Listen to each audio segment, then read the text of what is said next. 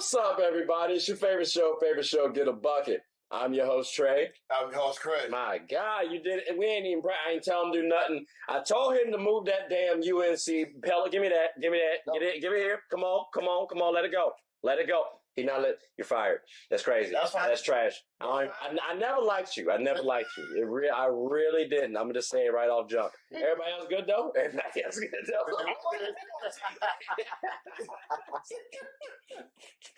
That's good. As y'all can see, we got our guys on the screen again. We got Nick. What's going on, y'all?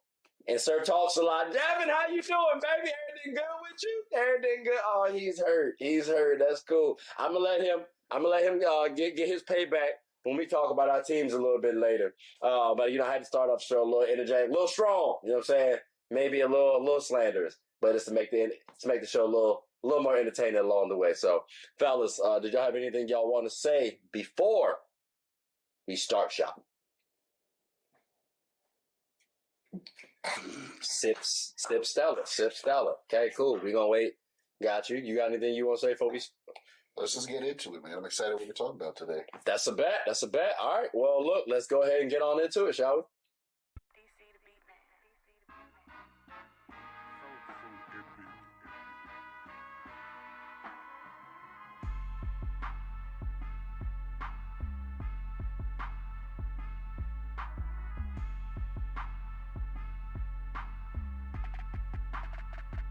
All right, ladies and gentlemen, listen, we started out the episode strong, right?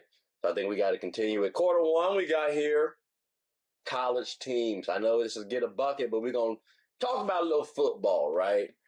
Y'all see the pillows. -1. So I'm a USC fan. I'm going to just say that off the break, right? We already stated he's a Miami Hurricane fan. I don't know if y'all can see it or not. This brother is clearly an LSU fan, right? And go Tigers. Yeah, I mean, you will be picking one. I mean, it's not the baseball episode, not Negro League specifically, but okay, shout out to the Negro Leagues. So clearly he don't have a squad. So he'll be the unbiased party. Devin, we'll start with you since you're the guest. You got anything you want to say about your LSU Tigers, which, by the way, they do play my USC Trojans week 1, which I already expect us to lose. That's right. I 8 miles myself. What's good, bro?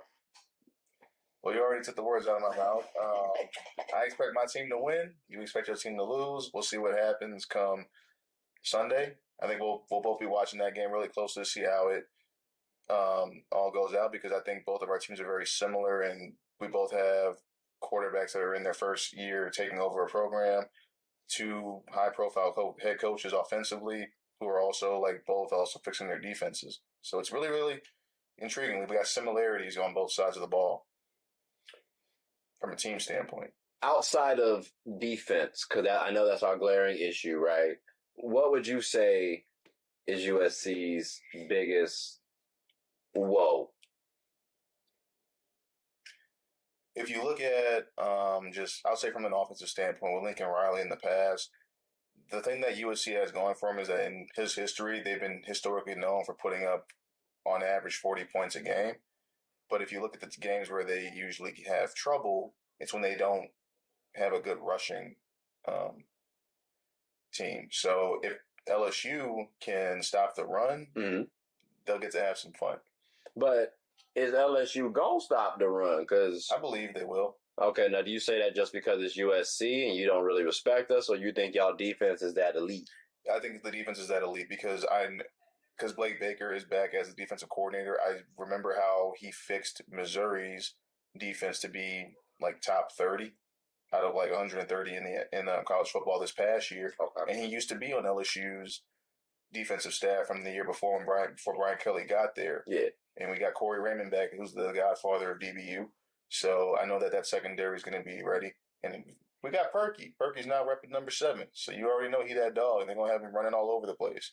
So y'all got an elite defense. I guess y'all ain't got a suspect offense. No, because that offensive line's still the same. Okay, so we might be able to talk about y'all in the playoffs a little bit later on. Chris. No, for real, can I get the pillow, though? Like, can we get rid of that? No? All right, screw it. Miami. Are y'all really much to talk about? Notice I ain't talking about my boys like that. I'm sorry. I'm just a realist. Is there much to really talk about your boys? Absolutely. There's if people say that we are one of the picks to win the ACC this year. The what? ACC. The AC. That's cute. I guess. I mean, that's cute. That's cute. That's cute.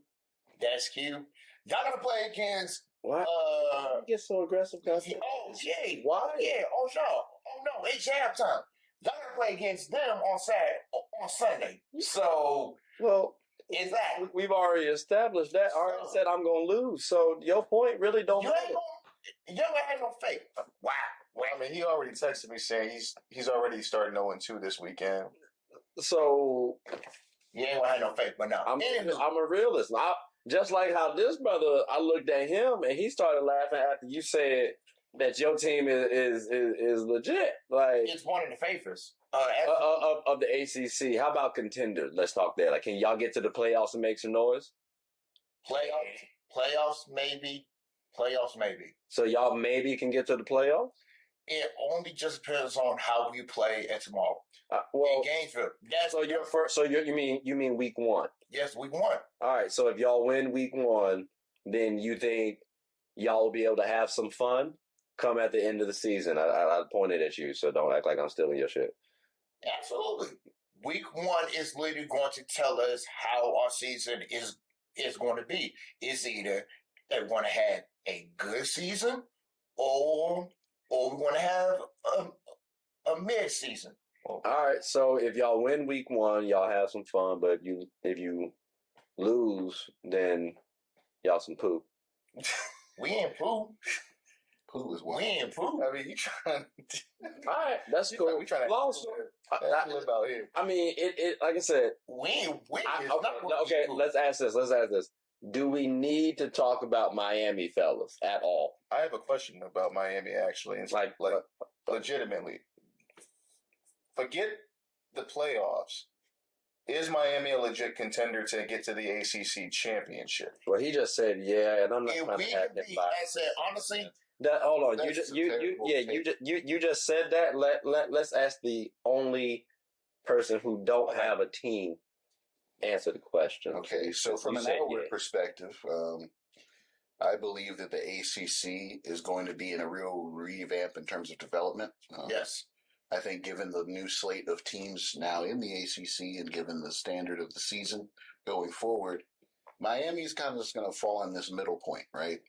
The culture they've developed over the years has been rough, tumble, hood dudes from Miami-Dade, you know what I'm saying, coming into the school and taking over.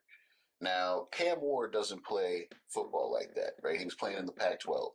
He's got to get used to the ACC standard of defense, which is typically a more structured, more rigid defense. Can he attack a secondary that's more trained in press than, let's say, a Pac-12 system where you have a lot of off-ball defenders who are willing to give him those 10, 15, 20-yard throws? Probably not, right? He's going to have some more struggle. What's his connection like with Xavier Restrepo, right? All those things have to go into account because, really, guys, college football is one of those things that you can't predict unless you know for a fact that you have returning starters. And Miami's a team that's not returning as many starters as a lot of teams out there. So I don't know how you were going to see. Long story short, yeah. Yeah, but it sounds like he's not really. I'm not really here saying that it's going to be an ACC championship because you still got to pass Clemson. And a Clemson team that is still a little more than a Miami team. But they're a little shaky. But exactly, shaky enough. Did we just see what a mid Georgia Tech team did to a top 10 ranked Florida State team this last weekend? I mean, come on now. Like, do you expect that to go on continuously though? Do you expect Florida State to struggle, quote unquote? Struggle. I say struggle in big games, yes, but struggle against like teams that you should be 10 to 15 point favorites? No. Well, if I'm Dabo Swinney, I'm over there like, see, I told y'all. I told you. Look at DJ. I told you. Why do you think we got rid of him? I think it's kind of tough for me to put my eggs into Miami's basket right now, because the one time where y'all were kind of entertaining, you dropped the ball. So I can't really have much faith in y'all personally. So I mean, I'm sorry. I tried. I really was trying to be with you too, man. Like I looked around. I tried. I didn't. It didn't feel like it was. But I'm glad you have faith. You're a little more ignorantly optimistic than I am, and then that means you might be a bigger fan of your team than I am of mine. I also just think too, I'm a realist again, and I've seen us mess up at the beginning at 30. just to continue to mess up or have a strong finishing. And I'm like, so what happens if we just play? All right, whatever, bro. So, but ladies and gentlemen, as y'all can see, we did talk a little bit about our teams. I would love to say we had a little bit more to talk about, but again, my Trojans, I don't think we're going to do that well. Here's what I'm saying about USC. I can throw you a bone here because I think historically Lincoln Riley has not done a good job of setting up a defense, right? He's not a defensive coach. So if your defense can pull together or surmise any sort of semblance of structure and consistency, your offense has always been something that's, relatively explosive in Lincoln Riley's career. That's fair. But I feel like we got Mike D'Antoni, and we've seen how Mike D'Antoni did in basketball. Close. It's just too bad this ain't horseshoes. But we'll add to this real quick, though, to add to his point, and I'll give you some credit. Lincoln Riley, the guy that he hired to be his DC, is one of the only DCs that has been able to actually stop his air raid offense. I forget the guy's name, but I think they limited them rushing-wise to only 3 yards in one game, at whatever game that they played against you. So, and then he hired that guy. So that might be something that works in your favor to help your defense. I appreciate the words of. I mean, you know what I'm saying? Watching you just be so bad, down on yourself, a little rough.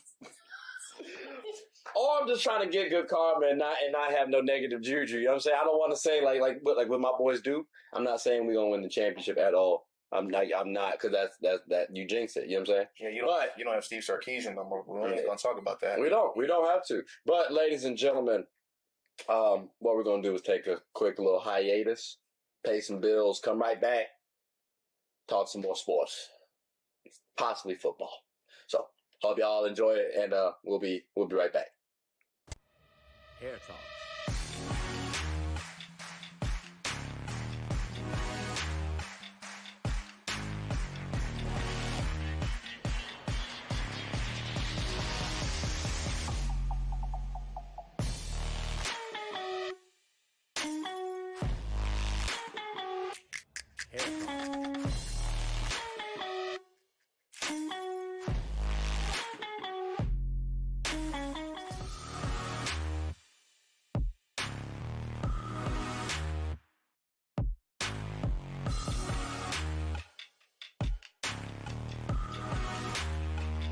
Hair Talk.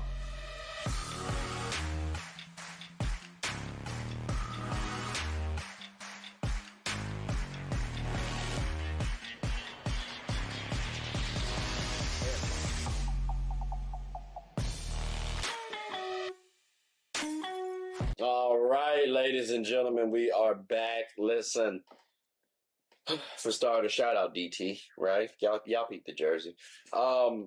Merging of different conferences in college football, right? Speaking of DT, because again, y'all peeped the 12, the Pac-12. Yeah, they ain't really got too many teams. I'm sorry, it's looking a little rough over there, fellas. How are y'all feeling about the merging of conferences as a whole? Is this gonna change the football season pretty soon? Like, if so, how is that? I saw you shake your head a little bit. Devin, we'll start with you then. Plain and simple, what's going to eventually happen is there's not going to be any conference. It's just going to be plain college football. Like, you're just going to have a bunch of teams from different areas, and everybody's just going to be playing each other. I think that's where we're going to, in the not too distant future, we're going to eventually see. Because now you already have, in my opinion, you got teams going to conferences now that honestly, in my opinion, shouldn't even be in those conferences. Like me personally, I don't think USC has any reason to be in the Big Ten. I don't think Colorado has any reason to be in the Big 12. I feel like that's a jab. Yeah, nigga. I'm just being honest. Like, I don't think Oklahoma has any reason to be in the SEC. Why can't USC be though in the I'll say it like I feel like we got the cachet. I feel like we got the history. Like I just look at it like this. I think it would have been better if certain teams are going to go into a conference. I think certain other teams should have gotten out. Like I'll be like for one example, Vanderbilt. Honestly, they've always been the underdog of the SEC. They can get out and go to a different conference and maybe do a little bit better. And you could bring some. I think the reason why I like A&M, it made sense to put A&M into the SEC because they at least shown that they were in Texas as well. Texas is big on football. Like they have competitors that can actually make it at the SEC level. Mm-hmm. Oklahoma doesn't have the same caliber of a team, in my opinion, like Texas A&M would to be able to compete in the SEC. But because of the name, do you think they can start recruiting different players, better players, and now they can bolster up their program? I remember hearing like our alma mater, George Mason. We left CAA. I mean, oh my God, and we went elsewhere. A10, and the competition was a little bit stiffer, but we also helped out with the recruiting. So I mean, can the same thing happen as well? Because I think that's what a lot of teams are ultimately banking on. It could, but you also have to factor in the fact that NIL is now a huge factor when it comes to recruiting. I don't think it doesn't necessarily matter where you're based out of because like you got guys who are like from like Georgia and Texas or Alabama, whatever, and they're going out to like Oregon when we know damn well they should be playing in the SEC, but because Oregon has people like Phil Knight contributing millions and millions of dollars into NIL, they're choosing that over the places that will actually develop them. Okay. So you got to be able to sometimes you got to be able to factor that in when it comes to like who's building top tier programs as well. Okay. Now, I was about to say I'm hearing a lot of unhuns over here. So if we get rid of the conferences, right? Mm-hmm. Do you ultimately think that's going to be a good thing for football? Like, I think in general, like we have to understand that as much money as this, everything's a business, mm-hmm. and as much money as NCAA, the football makes the NCAA. We have to take into account that these are people who are trying to get degrees too. They're kids. They have school. Taking them across the country for a football game, it messes with their entire week. You know what I mean? I mean, it does, but like I do know some athletes can rearrange their schedule, can get tests taken at a different time, different day. Sure, like I understand that. They get special at the same time, when you get special privileges, what happens when you stop playing football? Do you get special privileges still? Well, no, but learning how to manage your time correctly and assessingly is an important life skill. And it's something where like you're going to be a cog in a machine at some point. So if you don't want to be, you will be. Can we say Especially though? When you start. Can we say though they are learning to manage their time? Because in reality, they're on the clock in that NIL deal. So you get to go and get paid fair. here. Yeah. You don't have to worry about school in reality unless you're getting your master's degree. But that might be on the back burner too because they're getting this bread right now. Like that could be their priority. So. I just think it's not going to do well for a lot of these kids. I do hear that too. Because while it's going to help, the top 10% of athletes that get a good amount of NIL money, have those opportunities. What about the other 90 that aren't?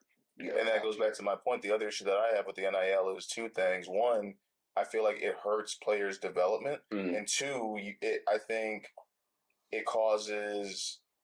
It makes it more difficult to manage a roster because a lot of these kids think that because they were a 5-star recruit coming out, and it's like, oh, I'm backing up this person. I didn't get a lot of playing time. Like, I need more money going into my next year. I'm like, but you're not even starting. Like, why? Like, would I pay you or give you a bigger NIL deal when the NIL is in place off of name, image, and likeness? If your name ain't really out there that much, why do you think you deserve more money when you haven't even played it down? And I think that's where there needs to be a little bit more regulation, like as far as like how everything is structured. Well, all these kids are following the example of like Travis Hunter, right? And the way that he finessed the NIL system in kind of its inception, and view themselves as kind of that same caliber of athlete. But there's only one athlete in NCAA history since the 60s who's successfully played both sides of the football multiple times.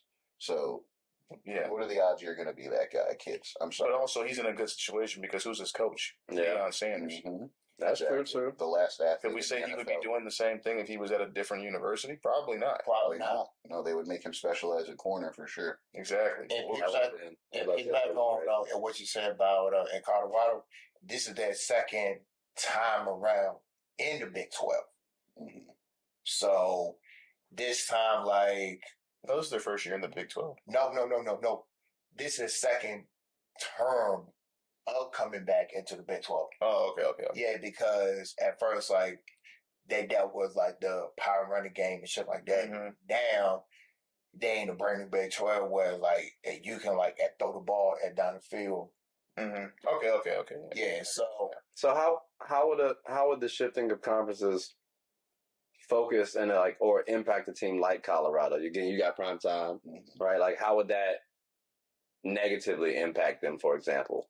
I wouldn't say impact a negative activity, but would it be a lot more eyes on them this year like it was last year? Absolutely yes. Because even though like it's I feel like the eyes on them regardless. no. I think what we're talking about is expectations. Yeah.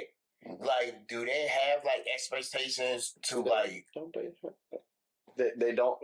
Yeah, y'all saying their expectations wouldn't be as high? I think What the I'm saying expectations are pretty much the same as they were last year. Yeah, but it's at a higher level. Now, I think when we say expectations, it's like, think of it this way, right? It's like, say for example, you're a team that we're talking about you, but it's like it's your first time in. We're giving you a little bit of grace here and there. Like, you look at how they were last year. Like, they started off kind of shaky or whatever. They were still undefeated and whatnot, and we gave them the excuses. It was like, they got all the skill players. They just don't have strength in the trenches on the offensive line and the defensive line. They were both of those areas were like bottom feeders ranking wise in the entire college football league.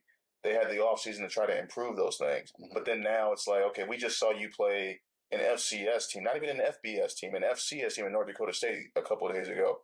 And you still struggled in the trenches, offensive line wise, defensive line wise. There were a couple of missed tackles, but we're not going to count that much. It's the fact that there was no real pass rush and there was no really strong emphasis on the offensive line, which is literally the two things that Deion said that they were going to fix the entire offseason. It's true. So like every issue they had was not addressed. Okay, so if we're getting rid of the conferences, then it doesn't sound like it's going to benefit Colorado at all because they still have issues that they need to address, preferably in the trenches. Is that fair to say? But to be fair, also based off of one game that we've seen. I mean, still, I think the point is the conference. I ain't trying to talk about specifically. I was just using them as an example. Mm-hmm. If we're removing the conferences, is that going to help or hurt them? And it sounded like it ain't going to do but so much. Either way, he said there won't no negative vibes. I didn't hear a positive vibe for him. I think the reality is, whether there's conferences or not, if you're that team, you that team regardless. And I just think in Colorado's standpoint, from what I saw, I'm missing that it factor from them. I'm missing the need, because what is Deion's mantra? He's like, I don't have captains. I got leaders and I got dogs. I don't see the dog aspect. I don't see as much leadership going on as I would like to see. Okay. All right. Well, like say what you mean what you say.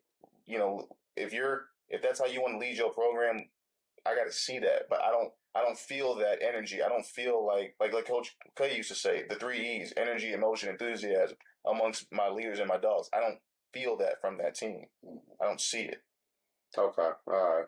Well, fellas, I hate to do it to y'all like this. Y'all heard the buzzer though, but Deion, we might have to talk about you, champ, because I ain't gonna hold. That quarter was supposed to be specifically about the format of playoffs, of season, how it impacts some stuff. I use y'all as an example. They kind of got a little focused on you. My bad. We love you, Deion. It didn't sound like we should have loved it. But what we're gonna do is take a quick hiatus, come back, And we might talk about y'all a little bit. So We talk about y'all. but we also talked about you a good bit too. So maybe we got to talk about my other team staff. Now that I think about it, let's figure it out. And we'll come right back. All right, after a moment from our sponsors. Hooping is an activity that can be enjoyed by all. It's a team game about getting and stopping buckets. Everyone's always rushing to the gold. Well, make sure to rush and watch Team Gold Rush, one of the best teams in the Special Olympics of Virginia. Team Gold Rush even has former NBA All-Star participants on the team. Clearly, they've struck gold. Ready to suit up and practice? I know. We talking about practice. Not a game. We talking about practice. Practice still makes perfect. So when the opponent starts hitting their shots, Team Gold Rush can bounce back due to their training. Remember, offense sells tickets and defense wins championships. Watch us get a bucket and rush for the gold. We aim to be that gold standard. So want a team where you can win and have fun? Team Gold Rush is your number one.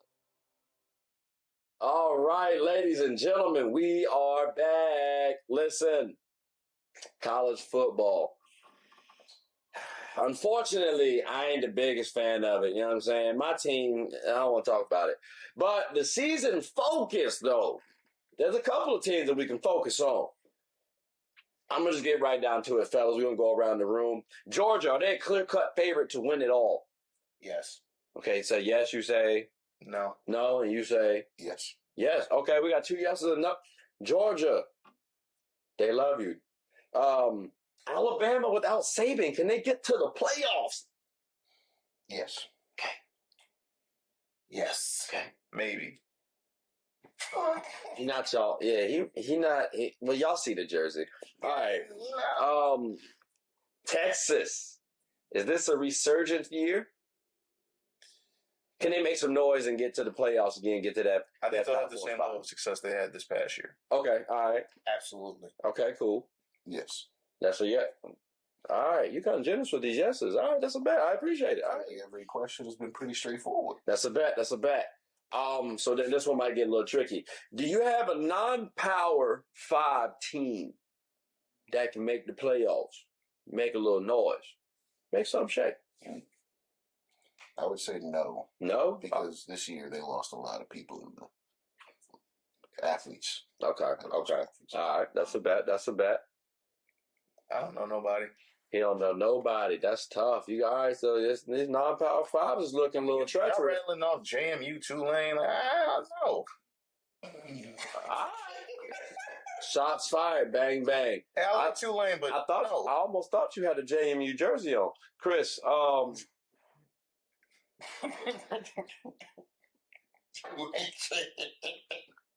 your point?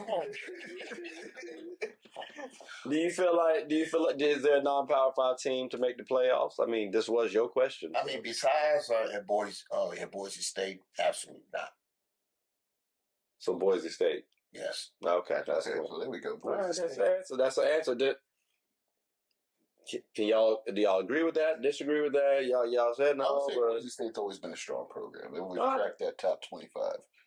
Given that we're now in this expansive 12-team league, that's why I said yes all those times. Because, yes, now we have so much more room for teams that who were top, might have taken one step back, still make the playoff. But can we all agree that maybe the way that it's structured, that a non-Power 5 school can end up in the college football playoff, even though a team that might be better suited for that? Mm-hmm.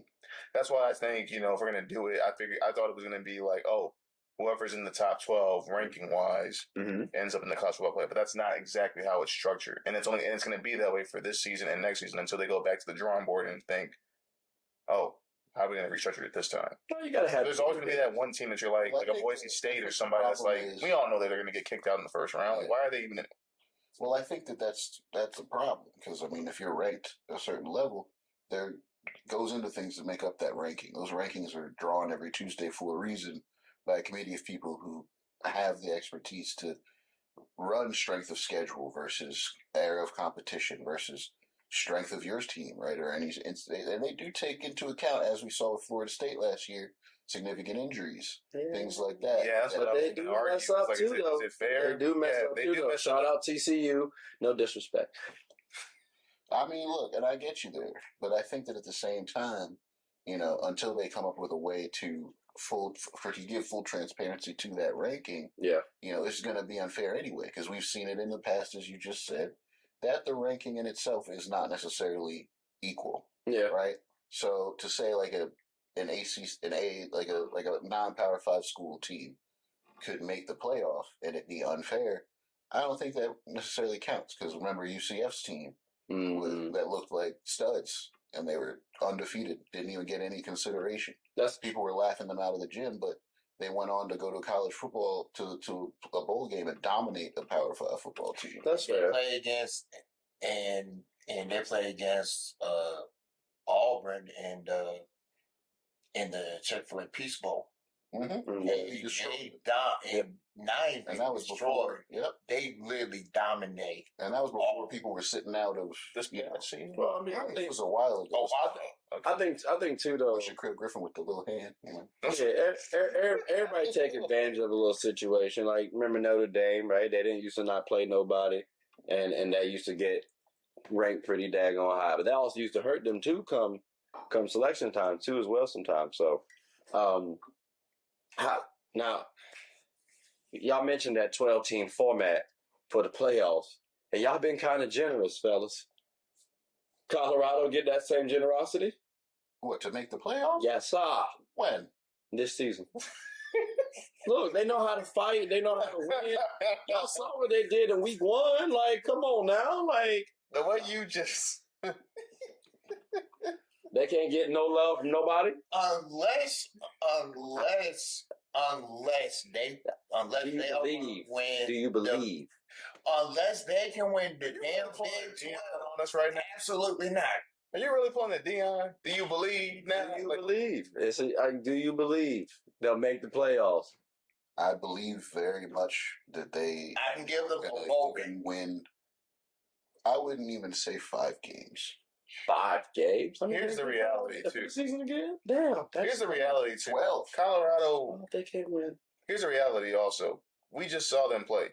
They barely pulled out a win against an FCS team, and they're not even ranked. All right, but maybe that squad, though, they were trying to make a statement. You know how teams play. Like Duke can lose in basketball to a random, what's that, South Austin of whatever school. And, we get their best, their absolute best. And maybe that's what Colorado's trying to build up. Make sure that they understand, look, you got to bring your A game from start to finish. And what happens if they turn it around after that week 1, they start dominating?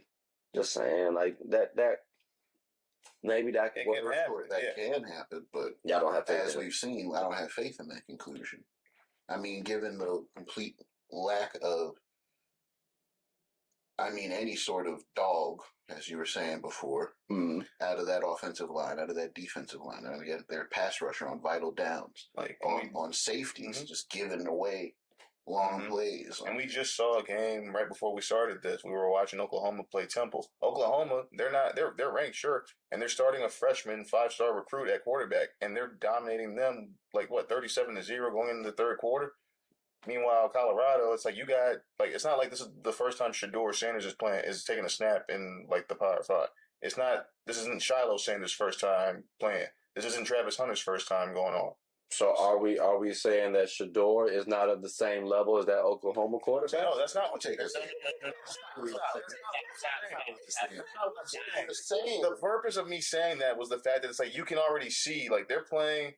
Oklahoma was playing Temple, and you can see clearly they haven't slowed down a little bit. They got it looks like they got their stuff together now. They still got to go through a SEC schedule type season, but we already can tell that they got it figured out. Colorado is supposed to be a team that is dominant, and we expected them to put me personally. I thought Colorado was going to beat NDSU by 20. The final score was 31-26. It was up to a Hail Mary that the guy caught. It was a good catch. The guy did catch the Hail Mary, but if the clock didn't run out, we could be having a different discussion about Colorado's. No lack of hope. It'd be a talk about how they're going to recover from the ashes that was this fallacy that was promised, right? Because what we saw was somebody who spent an entire offseason talking smack and didn't address any real issues. You know, they say they bought in this talent. Well, who's your offensive line coach? Who's your offensive coordinator? Right. How are they not emphasizing the run game? I think Pat Shermer's the offensive coordinator. He used to be the Giants head coach, and then he got fired after like a year. Yeah. I remember that name. Yeah, that's a throwback name right there. And guess what? Hiring people who get fired isn't a good tactic half the time. People continue to do it. Maybe the situation they hear about, they know this person. Like, I get it. Maybe, like, context matters, but you're not wrong, too. If people are consistently getting fired all the time. It's different if it's Cliff Kingsbury, and it's like clearly that his offense is going to take another, level if you have him on the team, if you let him just focus on offense. Mm-hmm. It's different when you have a Brian Flores. It's like, okay, he might be an asshole to certain players, but he's a damn good defensive coordinator. He got fired from a job. It's another thing when you have a coach who's clearly a loser, and you're like, I'll have him coach my defense. Like, what is that? So I don't see where you're going with that, because what I saw yesterday was a Colorado team that was uninspired. They came out onto the field, and aside from their star players who kept them in the game time after time, Jimmy Horn Jr., dog, Travis Hunter, dog, Shedeur Sanders, dog, right? Who else showed up? No one.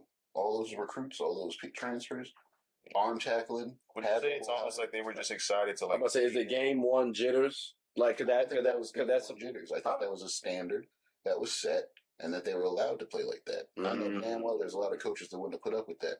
Okay. Last point, I said, and last point, before we move on, and Deion hired the Hall of Fame Warren Sapp to coach the D-line. That's a very, very valid point. I forgot Warren, that. They saying that you was Sapp at a coach. I'm just saying, like... Warren Sapp's a Hall of Fame defensive lineman. But they saying... Coaching a defensive line that played like... I'm sorry. Like, if you can't get pressure, like you said, on a FCS quarterback, but their D-line can come up with a way to scrambling all over the place.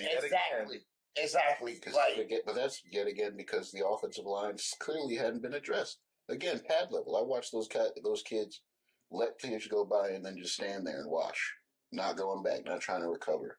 It comes down to coaching. Could it also be the fact that Warren I would like to be a coach? I would like to point out, fellas, we were extremely generous with Georgia, Alabama, Texas, and Oklahoma. Colorado got no love. That's tough. I just wanted to say that because Buzzer. What you mean? I said Colorado was the only one that didn't get love. Yeah.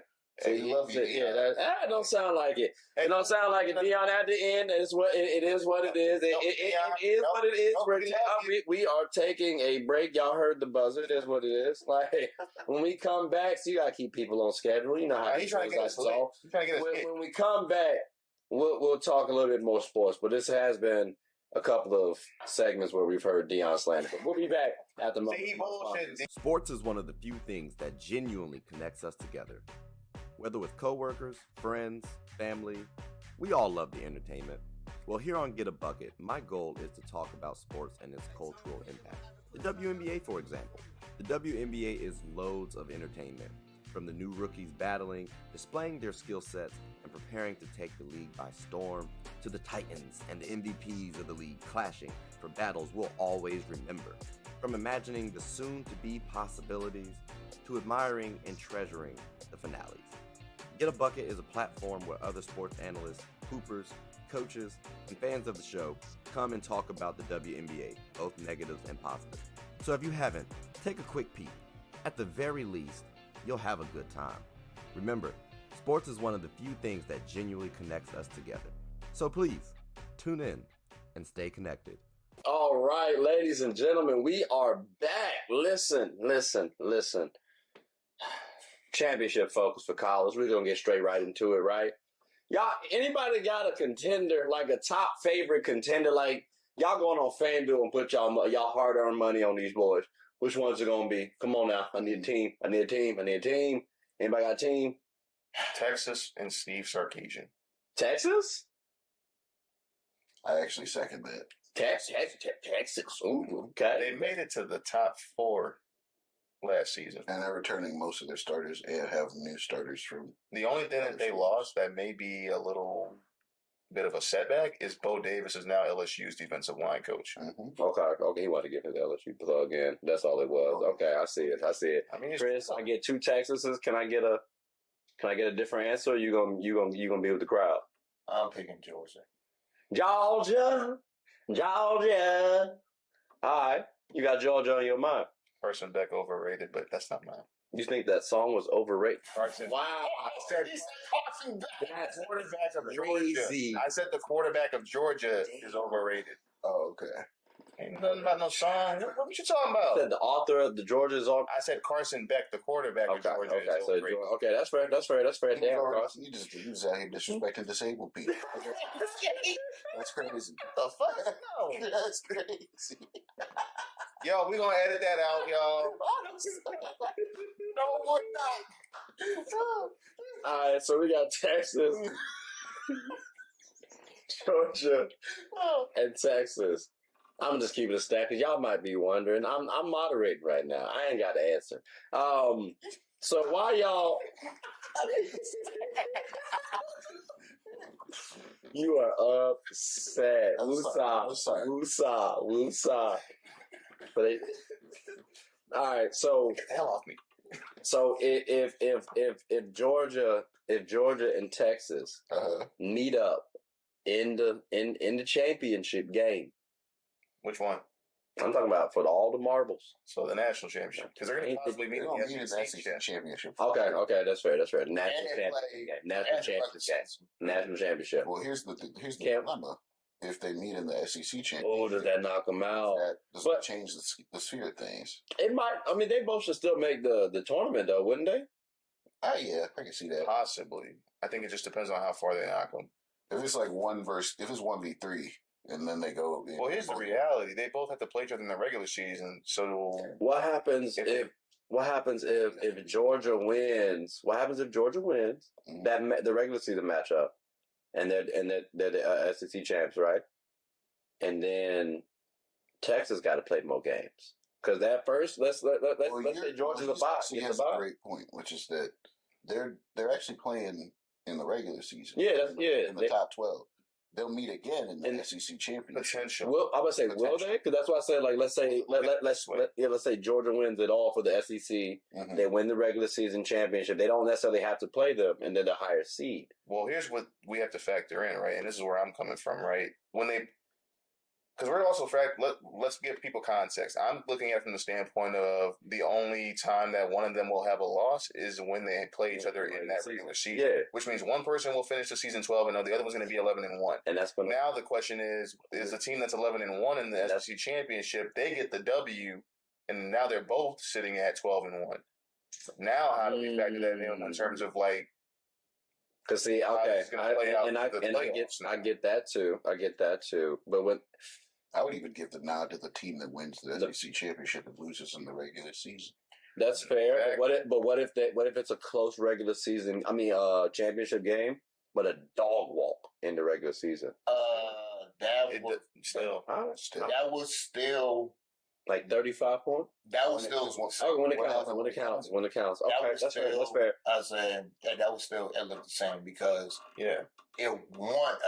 let's just say if Georgia wins the regular season matchup, Texas won the SEC championship game, I feel like Texas is going to get the higher nod, and then Georgia will have to somehow, some way either get a home game, or you will get a double bye. Okay, now your argument, just to add to that, you mentioned the dog walk thing.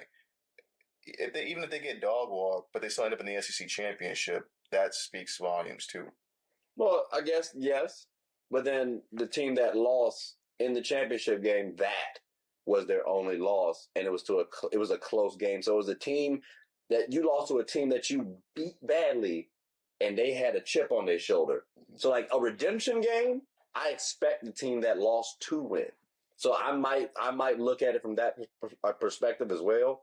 But I do hear y'all as well too. When it counted, for the SEC championship, they did win, so they are going to get that higher nod. I do hear that. But like you say, for the playoffs, though, Yeah, to be maybe. fair, though, in college football, if you look at history, more times than not, unfortunately, the team that beat you the first time usually ends up beating you the second time. It's not the same as the NFL. Okay. Now let me ask you this: who needs that win more? Is it okay? Because that's what I was trying to get to earlier twice. Y'all couldn't answer that damn question. I'm like, yo, It's their first time in the SEC as well, so there's a lot of expectations that. Yeah, but they did their thing last year too. Now they weren't in the SEC before that. But they played a lot of SEC teams and really against some of the best. Yeah, they did beat Alabama for sure. I'll give them that. Sure, but then again, I guess he don't view Alabama that well. So I guess I see why you throw them a little shade. You don't like Alabama. That's cool though. All right, so I can respect Nick Saban while not liking Alabama. So you ain't changed my statement, not one. Okay, God, just want to make sure that's clarified. Just giving some context. So that's you ain't changed nothing. There was no extra context. All you said was fine. If I had to choose somebody, fine. If I had to take off my LSU cap and put on an Alabama cap, hypothetically, if there's one person that I would get my props to, it's Jalen Milroe. I love his mentality. I like his style as a leader. I think he is someone that can potentially win the Heisman this upcoming season. All right, Stop taking those stupid sacks and holding on the ball too long. But yeah, we got a Heisman candidate. I like it that he started off sluggish and awful, but then you look at how he finished out the rest of the season, and then how he played against Michigan, and that comeback, Hail Mary, whatever the hell it was against Auburn, and win that game with Isaiah Bond. He's grown. I like players that you watch them grow and they develop and they become what they were always meant to be. Especially through a little adversity, like Spencer Rattler, getting benched and then coming back and trying to making something. If you got to lose your job to anybody, I'd rather lose my job to Caleb Williams than some scrub that's not going to be in the league anymore. Oh, with the consensus number overall pick, exactly. Think about the chip on his shoulder, Spencer Rattler. Let's talk. This is going on a little sidetrack here, but it's pretty awesome that he is on the Saints now. That's what you're saying. What did you say about Spencer Rattler? What I said was, I don't believe that even though he's going to be the biggest steal of the fifth round, but on top of that, I don't believe that there was any reason for him to go all the way down to the fifth. Because before that, real quick, I'm going to let you go. The one quarterback that was taken before him was Bo Nix in the first round, number 12. Mm-hmm. So between the second, third, fourth, all the way up to when he got picked in the fifth, no quarterback was taken. But these NFL scouts had him at a late first, second round NFL draft grade. Really quickly, do y'all feel like, yes or no, do y'all feel like that was the biggest steal of the NFL draft? Of this year? Yeah. That's a good question. That is a good question. I would say I think that's really. I think he's the biggest. He's going to be the biggest quarterback. So I think we got a Brock Purdy situation with him on our hands. Brock Purdy? Now, all right. The biggest steal of the draft was Cooper DeJean. Okay. Under the Birds. Okay. Eagles? Yeah, I think that was. I don't know about that one because I know they wanted Kool-Aid McKinstry, but my team got him too. So. Well, you were high on the Penix move, so I know that was. I thought that was a waste of a. Well, I'm not gonna lie. Here's the thing: we didn't think the Falcons were gonna go get Matthew Judon from the Patriots. That was a glaring need that they needed to address, and they got him. And now it's okay, well, you can sit back and allow the Penix pick to be what it is because you've addressed what was a glaring need for you to get. Mm-hmm. Okay. Fair point. Ladies and gentlemen, clearly we went off track. I'm sorry. I apologize. But it's okay because the buzzer did go off. Time out. He asked an off-track question. I didn't ask an off-track question. After that, I said yes or no because I was going to say, all right, well, hopefully we can close. But I guess we had a couple more minutes, luckily. So, y'all lucked out. Texas? You know what I'm saying? Apparently, Texas got it. Georgia. I'm kidding. You might have a shot.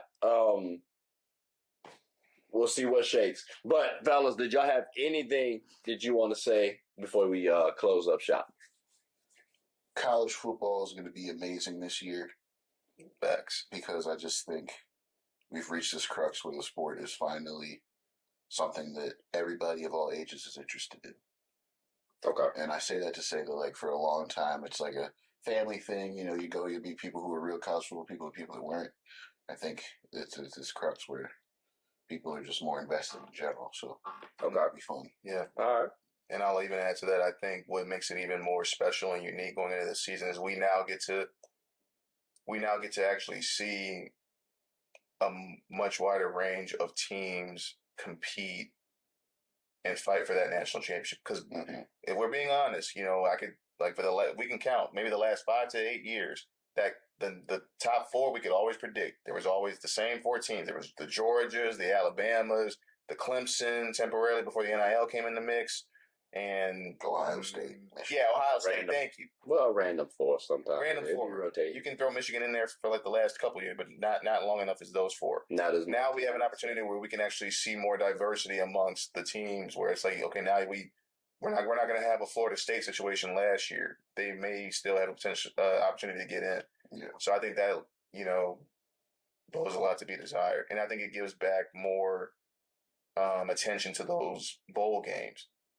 Because before we were always just focusing on the Final Four. And like Nick Saban used to say, it's like because we're always so focused on the Final Four, it's like the Sugar Bowl is still important. The Rose Bowl is still important, and we've lost a little bit of that. But now because of this race, the playoffs are structured. All those teams that are fighting to get to the national championship have to go through those bowls, like the Rose Bowl, the Sugar Bowl, Peach Bowl, in order to get to the national championship. Okay. So now it's going to bring more attention to those again. Okay. All right. That's a bet. I ain't got shit to say. Cool. It's like, Fellas, I mean, all I want to say, I appreciate you. I didn't take your words, did I? you sure the hell did. For someone who ain't got shit to say, you talking a lot. I'm get my phone again. Okay. We'll get you a black and mild. How about that? Hey, we're promoting black and miles on the show. Is what? What? That's filthy. I know it's called get a bucket. We might as well get black and mild. Well, we go. Not at all. But I said, I said not at all. Remember when he said that's gonna get edited out? They're gonna get. I mean, But fellas, I greatly appreciate y'all for coming on to the show. Definitely gotta have y'all boys on again. Can y'all hand me that pillow too? Just get it out of the way. Appreciate you. Just stand it. I got that shit out of the way. All right. Now we can really, you know what I'm saying, end the show properly. This is Get a Bucket. I'm your host, Tré. That's Chris. I got him. We're the hosts of Get a Bucket. Hope y'all all have a good one. Wait for it. We don't like them tar girls. Take care. Damn. Oh, no. 5 up top. It's No, 5 up top. It just. What the? There you go, right there. Hey.